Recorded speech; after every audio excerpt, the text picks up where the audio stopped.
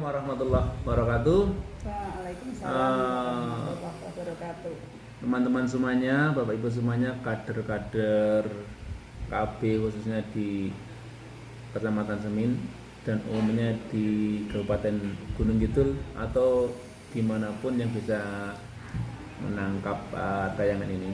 Saya hari ini bersama siapa ini? Bersama Bu Dr. Randa Lilih Eryani. Coba dibuka sedikit Bu, biar benar-benar yakin itu kadernya. Dibuka sedikit. Wah, itu Bu Lilih, betul ya, itu Bu Lilih Eryani.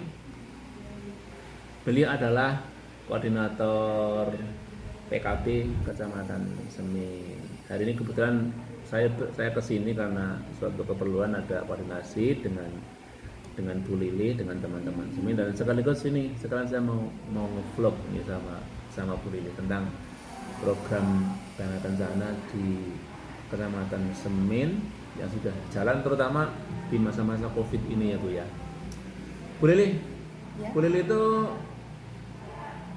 apa jadi PKB tahun berapa? Tahun 1993. 93, sudah berapa tahun ya? 27 tahun ya? Ya. Wah, 27 tahun, sudah lama juga ya. Sekarang sudah madya ya Bu ya? Ya. Alhamdulillah. Pengalaman Bu Lilih sudah berapa kecamatan selama 27 tahun ini? Yang disabani. Kecamatan Ngawen. Oh, Kecamatan. Halo kader Ngawen yang masih ingat dengan Bu Lilih. Kemudian Karangmojo. Karangmojo ya, saya juga orang Karangmojo. Ya, 2. Wonosari pernah. Ya. Kembali lagi ke Ngawen. Terus kemudian ke Semin. Jadi ada ya. 4 ya. Ya. Ada 4 kecamatan kurang lebih. Ya, jadi boleh dibilang semakin lama semakin meningkat jauhnya waktu itu. Ada pengalaman yang paling berkesan di kecamatan mana tuh, Bu Lilih? Semuanya berkesan. Ya, tapi ya paling terkesan itu ya kalau menurut saya di pertama-tama jadi PLKB di Kecamatan Ngawen. Di Kecamatan Karena Ngawen. apa? Karena apa? Waktu itu apa nih? Saya itu kalau mau penyuluhan itu malamnya latihan di depan kaca dulu. Jadi tagnya saya tulis ya. Oh, tagnya saya tulis nah, kemudian ini penting malah terkonsep jadinya malah tidak kemana-mana. Ini malah itu bagus loh pilih. Jadi memang harusnya ya siapapun termasuk saya harusnya ya itu kalau mau penyuluhan ya harusnya persiapan dulu, tidak gerambang kemana-mana. Ini tips yang bagus dari Bu Lilih. Sekarang masih sekarang justru kalau penyuluhan malah jadi loro omong.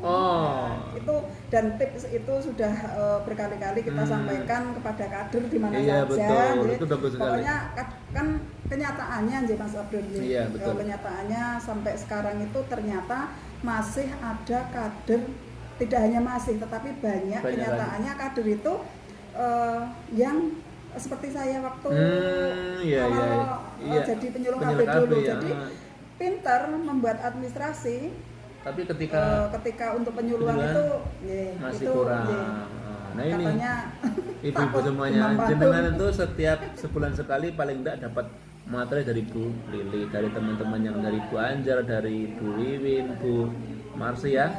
Itu harusnya materi-materi itu dijadikan persiapan untuk sampaikan kepada kader di tingkat dusun, tingkat RT, betul sekali. Penting ini persiapan. Jadi tidak hanya membagikan pil, kondom, tapi juga memberikan penyuluhan. Itu yang paling berkesan itu ya Bu Lilih pertama kali. Betul. Terus begini Bu Lilih, ini sekarang kan sudah masuk masa sudah 2 bulan ini ya kita dalam suasana Covid pandemi wabah corona Covid-19 ini. Ada nggak boleh pengaruhnya ke program di Kecamatan Semin itu kepada pencapaian atau kepada volume pertemuan? Ada, pasti ada ya? Ya pasti ada. Yang jelas untuk volume pertemuan untuk laporan bulan April di dalam laporan kami itu pertemuan itu sudah nggak ada. Di desa itu tidak mengizinkan adanya pertemuan. Jadi di dalam laporan kita tulis ya 0 untuk laporannya. Tetapi walaupun tidak ada pertemuan, kita dan teman-teman PKB itu gimana solusinya tidak berhenti di dalam melakukan KIE. Tidak putus ya komunikasinya. Ya, itu dengan istilahnya apa Mas Abdul, daring itu. Betul. Dalam jaringan. Itu kan terjemahan dari online gitu loh. Oh begitu ya. Istilah daring itu. Iya, daring. Terus kader itu ada yang tanya, kami kan awal-awal mau dengan metode daring itu kita tulis, ibu-ibu mohon maaf, gantinya pertemuan, kita membuat grup di masing-masing poktan, kemudian dan lain sebagainya. Itu nanti sebagai sebagai media untuk KIE dengan metode daring. Kemudian dari situ kader itu pada banyak bertanya, Mas Abdul, Bu, daring itu apa tuh, Bu? Kan asing banget nggak daring. Betul. Itu kok garing kok. Padahal daring. Cuma apa kata dari online sebenarnya. Ya, daring itu dalam jaringan. Tapi ada kendala nggak Bu Lili? Artinya semua kader memang sudah lihai menggunakan itu belum pesawat HP-nya untuk daring-daring itu? Apa jangan-jangan ada yang nggak punya kemampuan atau ada yang nggak punya HP atau gimana? Kalau untuk WA saja rata-rata mereka lihai, tetapi untuk Facebook dan yang lain, YouTube, nah itu memang jarang. Dan mungkin mereka juga berpikiran, Mas Abdul, untuk ketika menggunakan YouTube itu kan kita memutar video, itu mungkin juga mikir kuotanya betul. Jadi saya lebih banyak ke ke gambar-gambar. Kita mengupload gambar-gambar saja. Dan itu ternyata ada baiknya juga. Ketika kita melakukan KIE langsung di Poktan, itu kan kadang ketika kita melempar permasalahan untuk diajak diskusi itu kadang malu. Tetapi di dalam metode daring ini mereka malah justru bebas. Jadi tidak ada beban. Rasanya itu mereka tidak malu dan sangat lucu. Itu pengalaman kami. Jadi malah ada hikmahnya juga ya Bu Lili ya, ketika dengan metode seperti ini ya di sisi lain walaupun ini merupakan keterbatasan tapi di sisi lain juga mereka malah jadi lebih komunikatif, lebih aktif untuk menentukan pertanyaan, menjawab begitu dan lain sebagainya. Yang mungkin kalau secara langsung itu mau menyampaikan pertanyaan itu malu, kemudian ketika dengan HP ini mereka jadi lebih bebas. Terus kalau program gimana Bu Lili? Pencapaian ada pengaruhnya enggak? Ada enggak pencapaian KB PB begitu? PB jelas ada. Jelas ada. Yang tadinya Kecamatan Semen itu di dalam laporan ya paling tidak sama rata-rata atau di atas rata-rata kabupaten. Kemudian berdasarkan evaluasi kemarin dari dinas itu waktu kita rakor itu loh, itu di bawah rata-rata kabupaten. Itu terus terang itu ada pengaruhnya ya. Ada. Terus kalau pelayanan di puskesmas gimana Bu Lili? Sebenarnya ada perubahan enggak? Untuk pelayanan di puskesmas dari segi pelayanannya sendiri petugasnya itu tetap karena mereka menyendirikan antara pasien yang infeksius dengan yang bukan. Sehingga